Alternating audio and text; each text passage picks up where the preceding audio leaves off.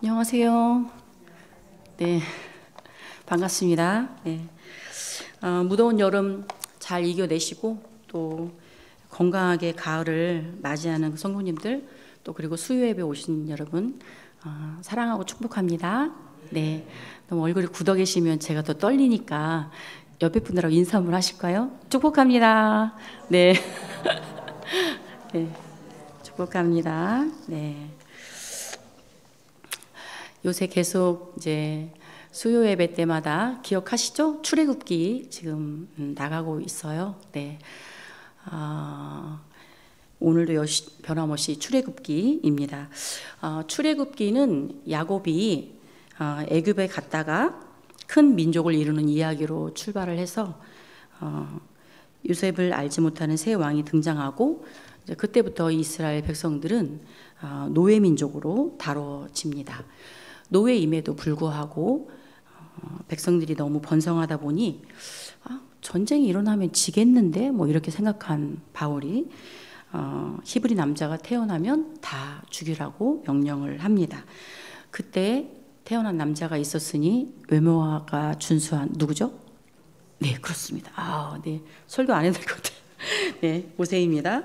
하나님의 섭리 가운데 태어난 모세는 그런 상황 속에서도 최고의 대접과 엘리트 교육을 받으며 살아나죠.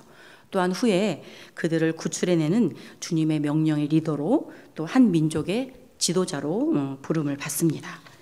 이스라엘 백성들은 430년 만에 애굽에서 하나님의 도우심으로 탈출하게 되고 또 광야에서 시간을 보내면서 구름 기둥과 불 기둥으로 인도하시는 하나님을 또 만나고 또 홍해 앞에서 이제 끝이네, 이제 마지막이야 이렇게 생각한 순간에도 또 하나님은 홍해를 건너게 하시고 또 배고프다고 투덜대면 만나와 메추라기를 또 내려주신 사건들을 통해서 그들은 하나님의 임재를 경험하며 지금 광야에 있습니다. 출애굽기 12장에서 18장은 이스라엘 백성들이 애굽을 탈출하여 광야에서 방황하는 모습을 그리고 있는데요. 오늘 그 중에 오늘 본문 출애굽기 17장입니다. 다시 말씀을 받기 위해서 시내산으로 가는 여정 중에 지금 그들은 현재 위치가 르비딤에 있습니다. 출애굽기 17장은 르비딤의 큰 두 가지 사건을 말하고 있는데요. 첫째는 1절부터 7절까지 지금 우리가 오늘 읽었던 본문 말씀, 마실 물이 없어서 원망하는 그런 백성들에게 모세가 지팡이로 호렙산 반석을 쳐서 물을 내는 사건이 7절까지 나오고요. 8절부터 끝절까지는 이스라엘이 출애굽한 이후에 최초로 아말렉과 싸워서 승리함으로써 하나님의 능력과 은혜를 체험하는 사건이 나옵니다. 그 중에 오늘 두 가지 사건 중에서 오늘은 첫 번째 호렙산 반석을 쳐서 물을 낸 사건을 나누고자 합니다. 그리스도인이라면 누구나 한 번쯤 살다가 너무 힘들면 지금 내가 광야에 와 있구나 이렇게 생각할 때가 있을 것입니다. 광야란 출애굽한 이스라엘 백성이 약속의 땅을 향해 가는 길에 광야에서 유숙한 것을 빗대어 말한 것입니다.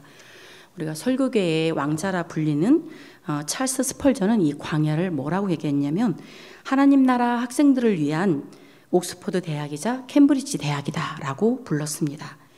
광야를 통해 하나님은 우리를 가르치시고 또 훈육하시고 우리를 성결하게 하시죠. 그리고 하나님의 백성들에게 허락하신 광야는 반드시 쓰임받기 위해서 밟아야 하는 전초적인 그런 훈련이 되기도 합니다. 오늘 이스라엘 백성들이 광야에서 체험한 것들을 본보기 삼아 광야를 걷는 그 믿음의 여정 속에서 하나님을 우리가 어떻게 신뢰하고 어떻게 사랑하고 어떻게 따라야 하는지를 생각해 보려고 합니다. 첫 번째는 원망과 분노하는 이스라엘 백성들을 볼 수가 있습니다. 오늘 1절, 2절에 해당하는 말씀인데요.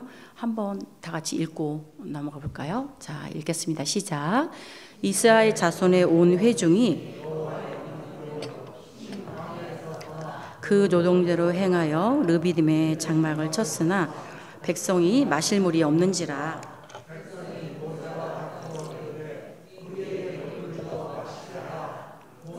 그들에게 이르되 너희가 어찌하여 여호와를 시험하느냐. 아멘. 1절에 보면 이스라엘 백성들이 여호와의 명령대로 신광야를 떠나 다시금 장막을 친 곳은 호렙산 근처에 있는 르비딤입니다. 르비딤에 장막을 치고 나니까 물이 없어요. 여호와의 명령대로 여호와는 모세에게 명령하시고 모세는 그대로 행해서 이스라엘 백성들이 이끌고 거기에 와서 장막을 쳤는데 이쪽에 물이 없는 거예요. 그러니까 이제 이런 생각을 하게 되죠. 하나님이 명령해서 여기에 왔는데 물이 없어. 우리 너무 힘들어. 너무 어려워. 막 이러니까 그런 생각을 할 때가 있죠. 하나님이 확실하게 가라고 한 거 맞아? 하나님 사인이 맞아? 뭐 이런 생각을 해볼 때가 있을 거예요. 저도 그러거든요. 네. 1절에 보면 이스라엘 자손의 온 회중이 여호와의 명령대로 신광야에서 떠나 그 노정대로 행하여 르비딤의 장막을 쳤다라고 이제 나오는데 그 하나님이 르비딤에 도착하게 하셨어요. 그런데 하나님 명령하신 곳인데 물이 없으니까 힘들어하는 그런 모습들을 보면서 백성들은 모세에게 불평과 원망을 늘어놓습니다. 이스라엘 백성들은 하나님을 신뢰하고 하나님께 간구하기보다는 2절에 보니까 모세와 싸우며 물을 달라고 아우성을 칩니다. 심지어 원망하기 시작하고 하나님을 시험하기까지 합니다. 그들의 이런 모습을 보면서 과연 이런 생각을 해보았습니다. 우리는 하나님의 공급을 받을 자격이 있는가라고 생각해 보았습니다. 하나님의 공급은 너무 당연하지 이렇게 마땅한 자격이 있는 양 이렇게 요구하면 안 되는 것입니다. 하나님의 공급하심은 오늘의 색소폰 연주처럼 은혜이지 은혜 아니면 받을 수 없는 것인데 어떤 특권의식처럼 취급하면서 요구하는 게 요구하면서 당연하게 당당하게 물을 달라고 마치 버릇없는 아이처럼 이렇게 굴면서 불평하면서 우리에게 물을 주어 마시게 하라 이렇게 말을 하고 있는 걸 볼 수가 있습니다. 생각해보면 이스라엘 백성들의 불평은 그리 낯설지 않고 우리에게 많이 익숙합니다. 애굽의 바로 치하에 있을 때에도 원망과 불평 기억나죠? 홍해 앞에서도 마찬가지고 또 마라의 쓴물에서도 또 기억나시죠? 그리고 지도자들에게도 불평한 것을 출애굽기 16장, 17장을 통해서 우리가 볼 수 있습니다. 애굽 땅에서는 고기 가마 곁에라도 앉아있기라도 했지라고 하면서 궁시렁궁시렁 이스라엘 백성들의 이런 소리를 들으면서 과연 그런 소리를 들을 때마다 우리 하나님의 심정은 어땠을까라고 생각해 보았습니다. 만약에 저한테 걸렸으면 그냥 엎어치기 매치기 한번 했을 텐데 우리 하나님은 자비로 그들에게 반응하십니다. 또 은혜를 베푸십니다. 하나님의 인내와 은혜는 참으로 놀랍습니다. 사랑하는 성도 여러분, 우리가 기억해야 할 것은 원망은 생각보다 훨씬 심각한 죄라는 것입니다. 바울은 어두운 세상에서 빛으로 살 수 있는 방법 중에 하나가 바로 원망하지 않는 것이라고 말합니다. 우리 삶이 힘겨운 광야 생활일지라도 우리에게는 자녀를 돌보시는 하나님이 계십니다. 그러므로 불평하는 그런 문화를 피하고 우리 입술에서 감사의 말이 흘러나오면 좋겠습니다. 홍해를 가르고 죽은 자를 살리신 하나님께 감사하는 삶이 되기를 축복합니다. 두 번째는 하나님의 선하심입니다. 오늘 읽었던 3절, 4절 말씀인데요. 한번 보겠습니다. 시작. 거기서 백성이 목이 말라 그들이 모세에게 대하여 원망하여 이르되 어찌하여 우리를 애굽에서 인도해 내어서 우리와 우리 자녀와 우리 가축이 목말라 죽게 하느냐. 모세가 여호와께 부르짖어 이르되 내가 이 백성에게 어떻게 하리이까. 그들이 조금 있으면 내게 돌을 던지겠나이다. 아멘. 이스라엘 백성들은 애굽에 대한 그런 향수와 그리움, 그 추억을 아직 잊지 못하고 있는 것 같습니다. 그렇게 너무너무 힘들어 죽겠다는 것을 또 구해내서 살려줬더니 하나님을 믿지 못하고 두려워하는 이스라엘의 마음과 모습을 볼 수 있습니다. 그들은 애굽으로부터 구원받은 것이 맞는지 의심하기 시작하죠. 그냥 광야에서 죽으라고 해방시켜 준 것은 아닐까? 뭐 이런 의심 속에 빠져 있습니다. 백성들에 이어서 모세도 여호와께 부르짖습니다. 4절에 보면 내가 이 백성에게 어떻게 하리이까? 그들이 조금 있으면 내게 돌을 던지겠나이다. 모세는 그들의 원망이 심각하다는 것을 감지하죠. 사무엘상 30장 6절에 나와 있지만 돌을 던지겠나이다 라는 표현에서 보면 이 돌질은 군중 폭행으로 알려진 방법 중에 하나입니다. 이스라엘 백성들의 그런 완악해진 그런 심리 상태를 볼 수가 있는데요. 출애굽 이후에 하나님의 은혜와 또 권능을 그렇게 수없이 체험했음에도 불구하고 어려움에 부딪히면 마음이 이렇게 강팍해지는 그런 모습을 볼 수 있는 부분입니다. 사람은 누구나 시험을 만나면 원망하고 또 불평하기도 하죠. 심지어 하나님의 선하심을 의심하는 데 빠질 수도 있습니다.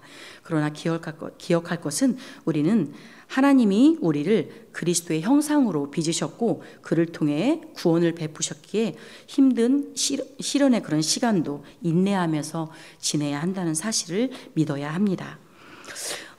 우리 성도님들 지금 우리가 광야에 있을까요? 우리와 함께 하시는 하나님께서 손을 잡아 주실 것입니다. 예수님의 죽음과 부활을 통해 우리의 가장 큰 문제를 해결해 주신 하나님, 그 하나님의 선하심을 의심하지 마시고 오늘부터 원망하기 없기, 불평하기 없기 이렇게 노력해 보는 건 어떨까요? 저도 노력해 보기로 결심했습니다. 네. 하나님을 믿고 의지하며 나아가는 우리를 또 영광의 길로 이끄실 그런 선하실 하나님을 찬양하며 붙잡으시기 바랍니다. 세 번째는 임재하시는 하나님을 발견할 수 있습니다. 하나님의 임재는 출애굽기의 아주 중요한 주제이기도 합니다. 하나님은 애굽에서 이스라엘의 부르짖는 소리를 들으셨죠. 또 홍해에서 그들과 함께 계셨고 광야에서도 그들과 함께 계셨고 또 하나님은 시내산에서 장엄하게 나타나시고 또 성막에 임재하셨습니다. 모세는 주님께 이스라엘 백성들을 떠나지 말아달라고 또 부르짖기도 했죠. 하나님의 임재 없이는 우리가 한 걸음도 나아갈 수 없는 것이 당연한 사실입니다. 이스라엘 백성들이 주변 민족들과 구별되는 점은 혹시 무엇인지 아십니까? 이스라엘이 다른 주변의 민족들과 구별되는 점, 그것은 하나님이 이스라엘과 함께하고 계시고 있다는 사실입니다. 다른 민족들과는 함께하고 계시지 않죠. 이스라엘 민족들과 이스라엘과 함께하고 계신다는 사실입니다. 그들과 함께하시는 하나님의 임재가 우리 백성들의 물 문제를 어떻게 해결하는지 한번 보실까요? 5절에서 7절 말씀 보면 그 말씀을 알 수 있습니다. 다 같이 읽어보겠습니다. 여호와께서 모세에게 이르시되 이스라엘 장로들을 데리고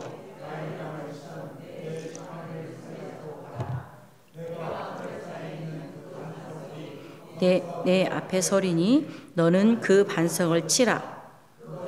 물이 나오리니 백성이 마시리라. 모세가 이스라엘 장로들의 목전에서 그대로 행하니라. 그가 그곳 이름을 마사 또는 무리바라 불렀으니 이는 이스라엘 자손이 다투었으며 또는 그들이 여호와를 시험하여 이르기를 여호와께서 우리 중에 계신가 안 계신가 하였음이더라. 아멘. 7절 끝에 보면 이스라엘 백성은 그들 가운데 계신 하나님의 임재를 의심하죠. 계신가 안 계신가. 하지만 하나님은 반석에서 물을 내어주심으로써 다시 한번 하나님의 신실하심을 증명하신 내용입니다. 5절 6절에 보면 물이 없다고 하나님을 시험하는 그들을 위해 주님께서는 모세에게 호렙산 바위 앞으로 올라가라고 명령하시면서 내가 그 반석 위에 있을 테니 가라라고 말합니다. 그리고 가서 그 반석을 치라라고 말씀하십니다. 모세는 손에 든 지팡이로 그의 앞에 있는 반석 바위를 내리칩니다. 그 반석에서 놀랍게도 물이 솟아나죠. 갈증에 시달리던 이스라엘 백성들은 그 물을 마시고 생명을 보존할 수 있었습니다. 여기서 주목할 것은 모세가 반석 위를 쳤을 때 바위를 쳤을 때 바위가 깨지고 물이 솟아나는 그런 내용인데요. 반석이 깨져 물이 나온 이 사건은 목마른 그들에게 단지 물만 공급하는 그런 단순한 의미를 넘어서 장차 이 땅에 오실 예수 그리스도의 그런 대속의 사건, 곧 죄인을 대신하여 그리스도께서 십자가에서 죽으시는 사건을 미리 보여주신 것입니다. 바울은 이스라엘 백성의 광야 경험은 그리스도와 많은 연관성을 가진다라고 말합니다. 반석에서 물이 터진 사건을 언급하면서 이것은 우리를 구원하시기 위해 반석으로서 내리침을 당하신 그리스도에 관한 이야기라고 말을 합니다. 그래서 사도 바울은 고린도전서 10장 4절에 이렇게 말합니다. 다 같이 볼까요? 시작. 다 같은 신령한 음료를 마셨으니 이는 그들을 따르는 신령한 반석으로부터 마셨음에 그 반석은 곧 그리스도시라. 아멘. 그 반석은 곧 그리스도시다 라고 해석합니다. 이것이 대속의 원리이며 그리스도 예수 우리 주님의 십자가 사역의 모형입니다. 언제나 변함없이 자기 백성에게 신실하신 우리 하나님을 찬양합니다. 자, 이제 말씀을 정리하려고 합니다. 이스라엘 백성들을 사랑하셔서 불평할 때마다 응답해 주시고 역사하셨던 하나님이시지만 그들은 여전히 또 르비딤에서 불평하는 것을 볼 수 있었습니다. 이것이 인간의 모습입니다. 인간은 주어도 또 끝이 없고 채워도 채워지지 않는 그런 욕심과 죄로 가득합니다. 이 출애굽 이야기는 우리에게 가르침과 용기를 주는 동시에 경고도 주고 있습니다. 하나님의 기적적인 그런 출애굽 구원과 광야에서의 그런 공급하심을 경험했던 이스라엘 세대들은 이적들을 보고 또 하나님의 말씀을 들었음에도 불구하고 약속의 땅을 볼 수 없었습니다. 놀라운 공급하심에도 불구하고 하나님을 진심으로 믿은 자가 극소수에 불과했다는 말입니다. 사랑하는 성도 여러분, 제가 이런 질문을 한번 해보고 싶습니다. 우리에게 일상의 필요를 공급하시는 하나님을 신뢰하십니까? 네, 아멘입니다. 우리 하나님께서 일상의 필요를 공급하시는 것들은 여러 가지가 있지만 또 숨쉬는 것부터 벌써 우리가 공기를 주셔 숨쉬는 것부터 그 자체가 공급하심이라고 할 수가 있습니다. 또 이제 저는 차로 이렇게 이동할 때 주로 극동방송을 자주 듣는데요. 수많은 그런 간증 속에서도 우리 하나님의 사랑이 이렇게 뚝뚝 떨어지는 것을 발견할 수 있습니다. 자녀들에게서도 또 직장 문제에 있어서도 또 생활의 문제에 있어서도 또 건강의 문제 속에서도 우리 하나님께서 필요를 채우시고 공급하시는 것을 발견할 수 있습니다. 우리 성도님들도 마찬가지일 것입니다. 그럼 우리 성도님들이 가지고 계신 그런 은혜의 보따리를 열면 아주 많은 것을 발견할 수 있을 것입니다. 처음에는 이스라엘 백성들처럼 그런 불평했던 것들이 은혜가 하나님이 나와 함께 하시고 하나님이 공급해 주시는 은혜가 이렇게 한두 개 쌓이면 쌓일수록 이제 어떤 또 다른 문제가 부딪혔을 때 그 다음엔 또 이제 이렇게 되죠. 처음에는 불평하고 불만족이었는데 그때는 이제 이렇게 되는 거예요. 이것을 통해서 우리 하나님은 나에게 뭘 말씀하시려고 하시는 거지? 이렇게 되는 거예요. 처음에는 막 불만하고 불평했다가 그리고 이런 훈련을 통해서 하나님은 뭘 하시려고 하시는 걸까? 이렇게 접근을 하게 되는 것 같습니다. 사랑하는 성도 여러분, 일상의 필요를 공급하시는 하나님을 신뢰하신다고 아멘 하셨죠? 네, 저도 그렇습니다. 그 신뢰함을 소중하게 고백하고 확신한다면 이제 우리가 하나님을 위해 무엇을 할 수 있을까요? 고민하기 원합니다. 제가 이제 고민을 많이 했는데 감히 우리 성도님들과 권면하기는 계속적으로 우리가 기도하면서 갈급한 이들에게 구원의 생명수 되시는 예수님을 힘써 전하기를 다짐해 보기 원합니다. 우리에게 생명수를 공급해 주시는 반석이신 주님만이 유일한 구원자이십니다. 우리는 목마른 이들에게 생명수를 공급해야 합니다. 오직 한 분 예수님만이 목마름을 만족시켜 주실 수 있기 때문에 우리는 전해야 합니다. 우리의 사명은 예수님의 구원을 세상에 알리는 것입니다. 우리에게 영생을 주기 위해 고난당하신 그런 구세주의 복음을 전하며 주님 오시는 그날까지 승리하시는 우리 수원명성교회 식구들이 되기를 간절히 소망합니다. 아멘. 기도하겠습니다.